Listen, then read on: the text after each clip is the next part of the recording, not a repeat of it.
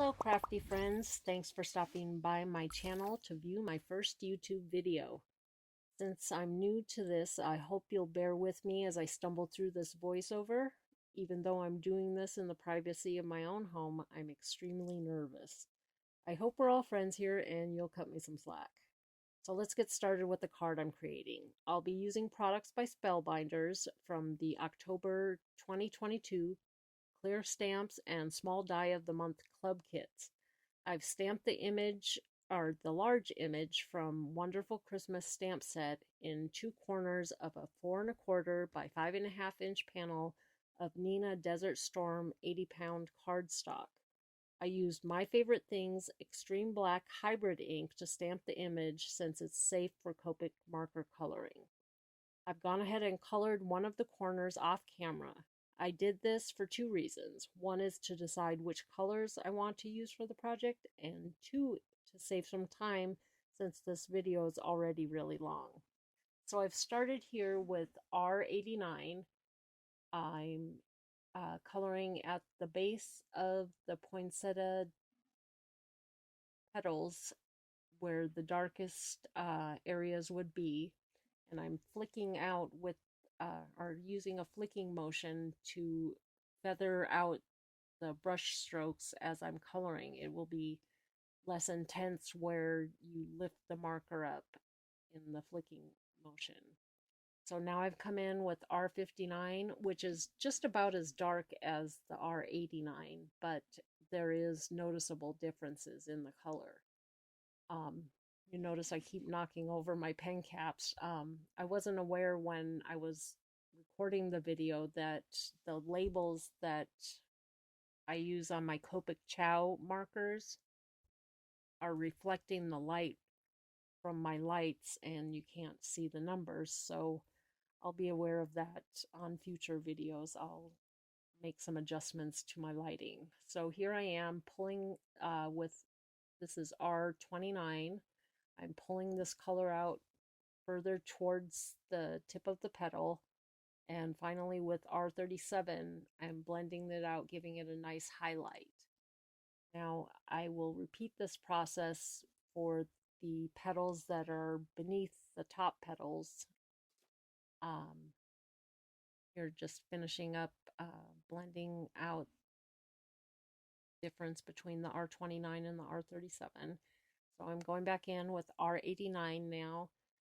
Where the petals overlap is where, and at the base of the petal are where the darkest colors will be. So I'm starting there with my darkest marker, R89. And next we will bring in R59. I will blend out that line, still using the flicking motion so that it will feather up. And when you use that flicking motion and you bring in your next color, it's much easier to blend 2 colors, even if they are considerably similar.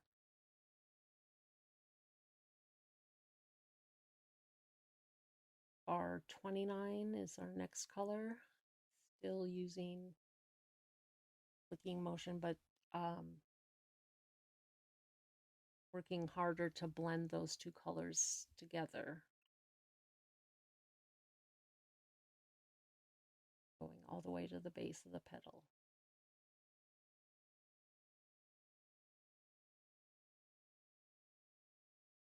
We'll finish up with the R37.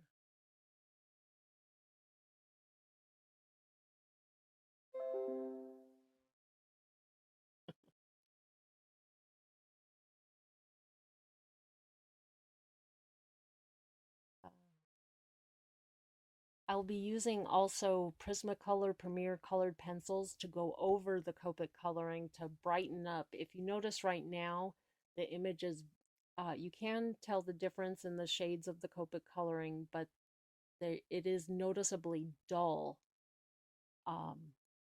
compared to other, the other image in the other corner. Now I'm coming in with BG96, and I'm just flicking color in between the pine needles so that there'll be a little bit of a greenish gray glow when I haven't mentioned it yet. I've left the image in my Misty so that after coloring, I can come in and restamp the image with VersaFine Onyx Black ink, which is a pigment ink, and I will cover that with embossing powder so we can heat emboss that image over our coloring, and it just really brightens it up. It gives it a nice shine. So I'm still going over the in between the pine needles with the BG96.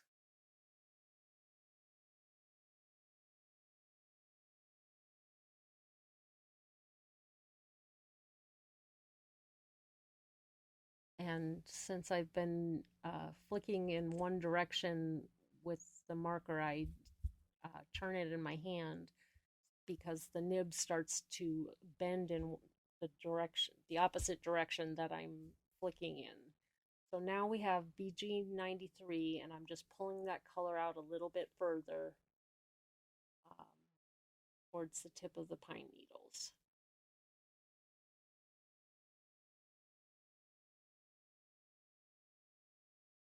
Giving it a little bit of variation in color.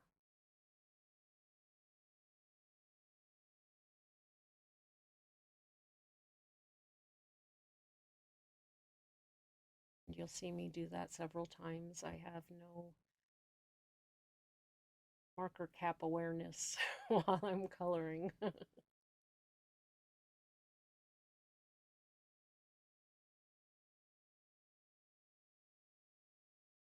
Turning my marker again because the nib starts to bend in the opposite direction that you're flicking in. Next is R59. I'm going to color the berries, just a shadow on the left-hand side of the berries. I usually color with a shadow to the left, and that just means that my imaginary light source is coming from the right. And also I'm shading where the berries are overlapping.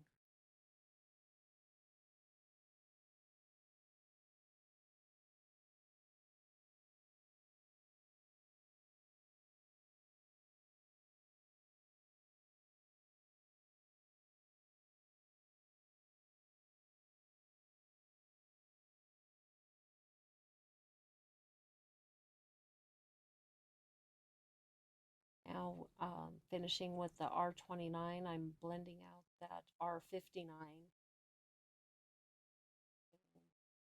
using the R29 as the highlight.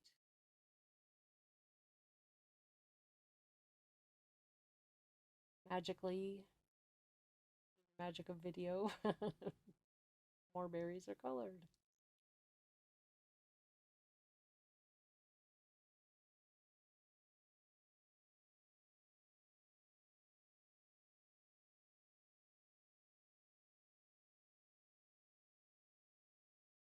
Next, we're going to use a blue combination, starting with B95, flicking the color from the base of the petal, and also coloring the darkest color behind the stamen where the shadows would be. Again, no cap awareness. Next is B93. Pull that color a little farther out, leaving just enough area for the highlight color. It's B91.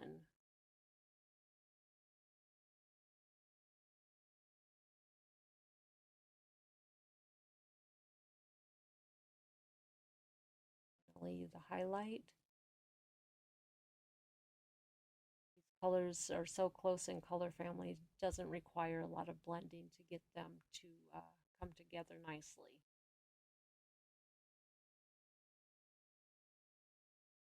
I don't know what kind of flower that is, but and these flowers, I'm not even sure if they're actually flowers. They look kind of like pods, If you know what kind of a flower this is, leave that information in the comments below. I'd love to know.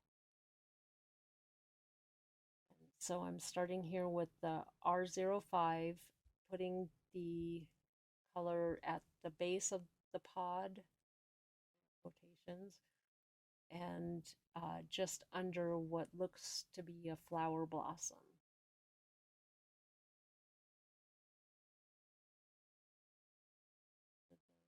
Flower blossom at the base of the pod, where two pods overlap.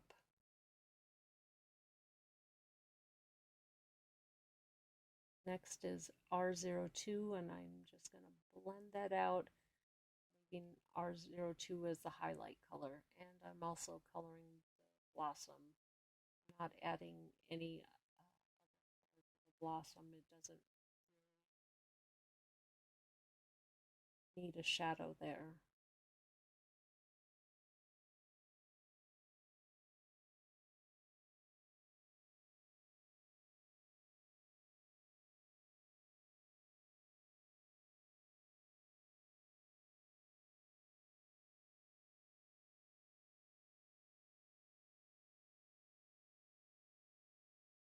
Now I'm using E25 for these cattail looking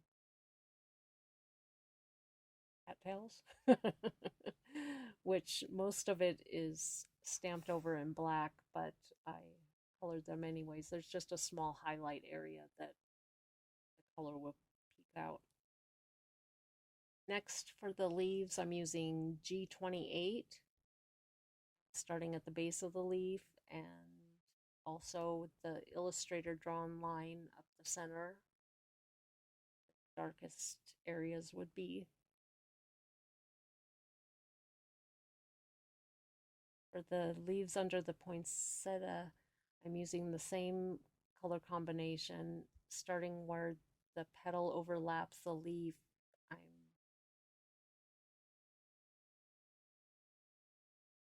outlining the base of the leaf. Here, where the leaf overlaps the leaf, I'm also outlining. I'll outline and then I'll flick the color out so it gets that feather brush stroke. A little bolder where the shadow would be.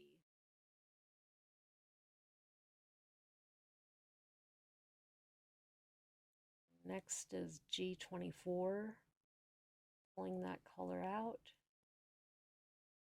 Little work to blend it in, but not too much. These colors work very well together. They blend quite easily.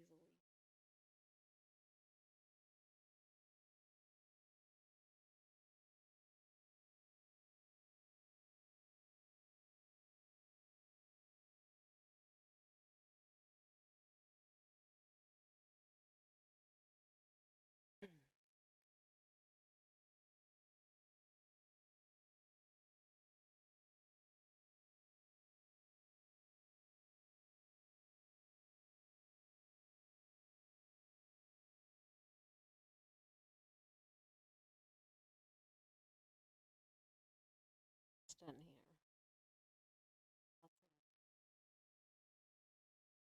And notice how I'm blending where the two colors meet, and then just one or two sweeping brush strokes to finish it off.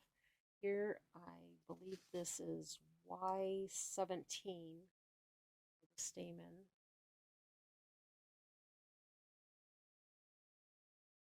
Just putting a little color at the base of the stamen and around, and where they overlap, berry-like stamen on the poinsettia.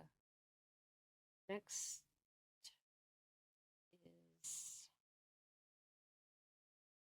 I just purchased this new pencil sharpener. I'm not sure how it's pronounced. It's spelled T apostrophe GAAL. And what it does is it has an adjustable range of sharpening so that you can have either a long sharpen point or a shorter sharpen point. And what it does is it allows you to waste less of the lead and wood of the pencil in order to bring the pencil to a sharp point, which is needed. A sharp point is definitely needed when using colored pencils if you're familiar with using colored pencils.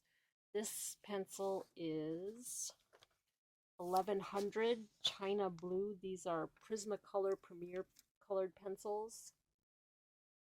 And I'm just putting this darkest color at the base of the petals of the blue flower and behind the stamen. Next is 1087 Powder Blue. And you'll notice after I bring this color in how much more vibrant these flowers look on this Nina cardstock. It really helps to use the colored pencils in coordination with the Copic coloring on Nina cardstock, because just the Copics alone, it is really dull and flat, even if you do multiple color combinations in your blending.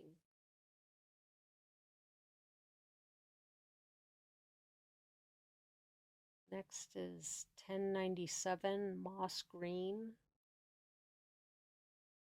We're going to just, I'm using a light, it doesn't look like it, but I am using light pressure where I'm going over these pine branches,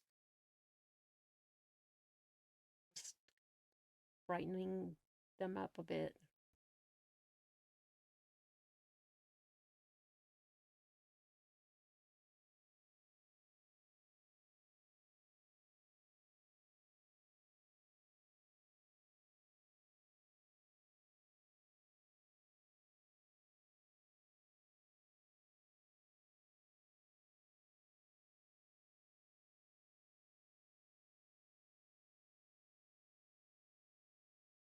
Then we have 1002 Yellowed Orange stamen at the base of the stamen, darkest areas. Really, I think I colored the entire stamen with yellowed orange. Then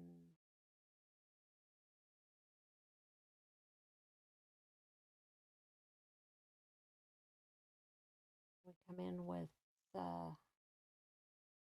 918 Orange. Clever name. Coloring just the darkest areas of the pod flowers.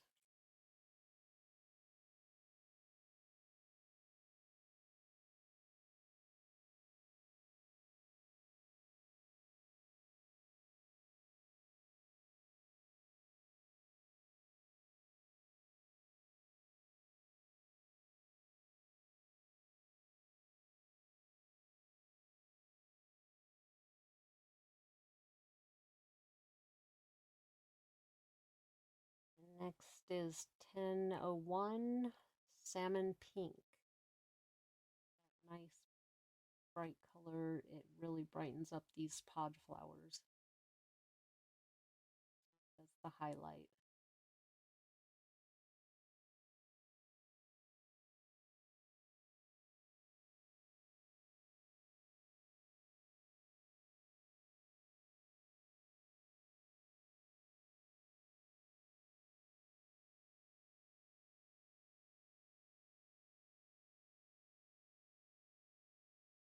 My pencil to get a sharper edge.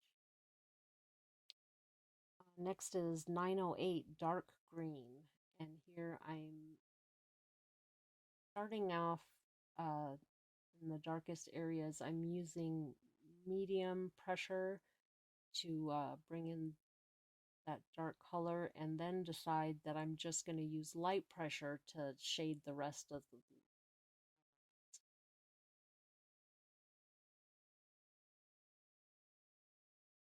shadowed areas. I'm using the medium pressure. On the rest of the leaf, I'll use a light pressure.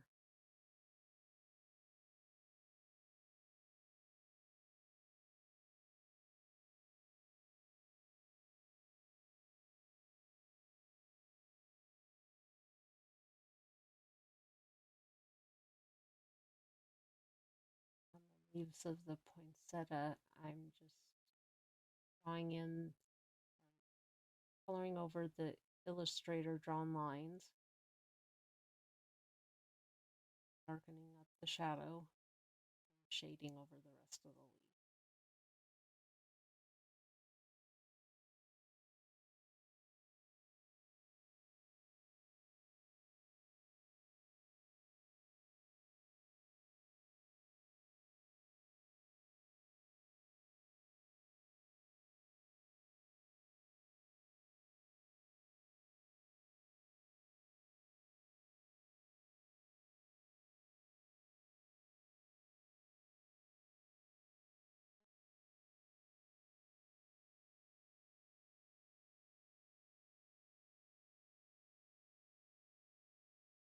That shadow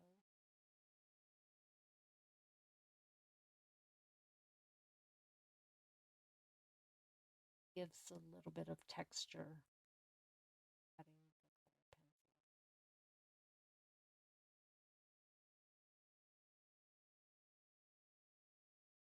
I have 937 Tuscan Red. This is where I'm coloring over the darkest areas of the leaf and also the illustrator drawn lines.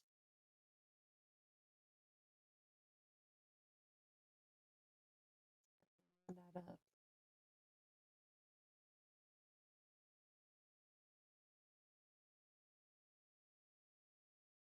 And also where the petals overlap.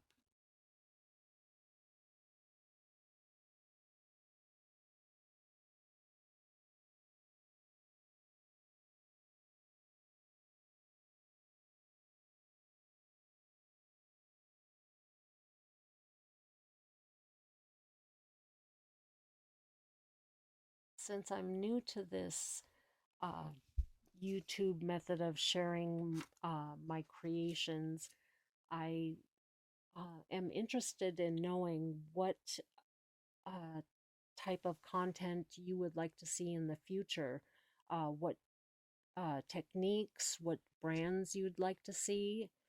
If you would leave that information in the comment section below, I will answer any questions and also love to hear what else you would like to see. Maybe something that you're not seeing currently. I would love to bring that content to you. So just leave that information in the comments below. I would appreciate it. Next we have 925 Crimson Lake, and this is my medium tone. We are just shading in with the medium to light pressure, blending it in with the darker 937 Tuscan Red, leaving that small area at the tip of the petals for the highlight color.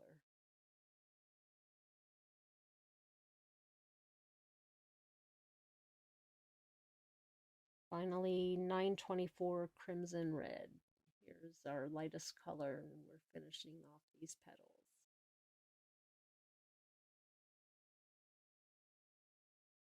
If you're interested in purchasing a Spellbinders Club subscription, you can go to their website. I do have links below for each of the different club kits that they have.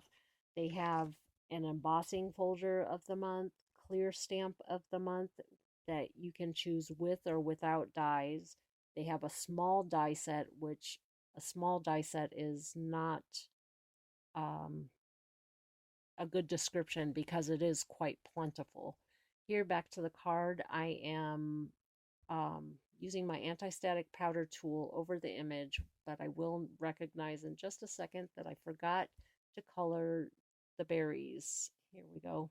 So I'll bring in that Tuscan Red 937 to put the shading for the berries. And as I was saying, the Spellbinder Kits of the Month, they also have a large die of the month, which their large die set of the month is ginormous. um, APG die of the month, which APG stands for Amazing Paper Grace. These are very uh, detailed um, dies. I'm really not sure how else to describe them. They have glimmer plates of the month, card kits of the month. They also have combinations of kits where like a small, large die of the month and the glimmer plates of the month, or the total package kit. And the savings is ridiculous on these kits. You get so much more for your money, especially the total package. You get the embossing folder, the clear stamp with the dies, small die, large die, APG die, glimmer plates, and a card kit for $100 per month. Okay, back to the card. Now, anti-static powder tool, being careful not to rub the penciled image, and I'm using VersaFine Onyx Black ink to stamp the image.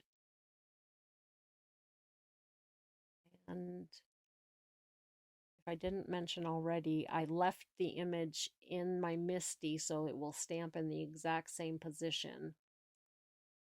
Just smooshing over my image so that we get a nice stamped impression. And I decide to stamp it for a second time, holding my breath that I, at this point in my project, don't mess up and do a halo stamp image. You know, you guys have been there where you stamp it once and you don't have it right in the exact same spot in your MISTI and you stamp it again. But never fear, I was able to endure. Um, Here's my clear embossing powder. This is Wow Superfine Embossing Powder. I recommend for detailed images like these that you use a superfine or a fine embossing powder. Otherwise, you will get uh, embossing powder that melts beyond the lines. Here's my Wagner heat tool. It has two settings. I use number 2 and I let my heat gun warm up before I bring it to the paper. This will prevent any um, exaggerated warping of your paper. And the best part of it all is watching it melt. I never get sick of seeing that melting magic happen. Here we go.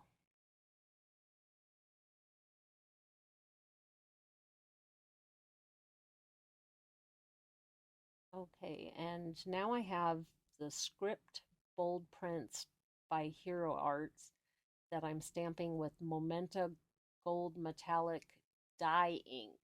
Um, I couldn't find a link for this particular dye ink, but if you were to use a pigment ink, that would work just as well. I'm just inking up my ink pad, or inking up my stamp. Sorry, I don't ink up ink pads unless I'm re-inking. You know what I mean? Eventually, I'll bring it to the. Now we're smooshing it on the card base. I have a sticky mat underneath to hold my card in place while I stamp because you have to move it away from the edge to allow for the entire stamp to come down and for the MISTI to close.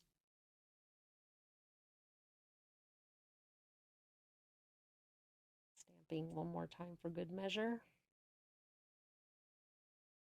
I'll bring in my microfiber cloth to wipe off the excess ink off of the embossed image.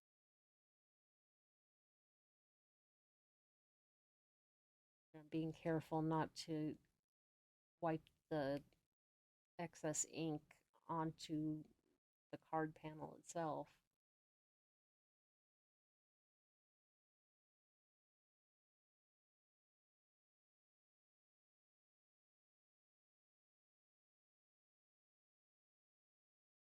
And when you remove your card from your card panel from the sticky mat. You want to bend your sticky mat, not your card panel. Here we're going to stamp the sentiment for the inside of the card, which is from the same wonderful Christmas stamp set. It reads, "Wishing you a Christmas filled with sweet memories." And I'm also using my Tailored Expressions Misty alignment tool here, counting the squares to make sure I've got it centered. And there's two things that this is good for. One is the obvious, to line up your sentiment, but also when you're working with photopolymer stamps, they're so sticky when you're moving them around with your fingers, they have a tendency to stick to your fingers. With the alignment tool, it will most of the time stick to the tool and not to your fingers. Here I've used My Favorite Things Extreme Black Hybrid ink. It dries very quickly, so I can close the card base immediately and not worry about it transferring to the other side of the card base. And I like to walk my fingers over sentiments instead of using the smooshing tool. I've had instances where I have used that tool and one area of my sentiment will end up more bold than the rest of it. Here I have the Merry Christmas cut in gold foil cardstock. This comes from the small die of the month for October 2022, outline Christmas sentiments. And I'm using acrylic matte medium, so when I do put down the image, if any of that actually erps out from behind the image, it will dry clear, but it also dries matte, so it's almost unrecognizable that any of the glue comes out from behind the image. And I've included this and all of the products that I've used in the description below. I'm using the script print background to line up my sentiment. Just making sure that where I can get that Y to fit in next to Christmas.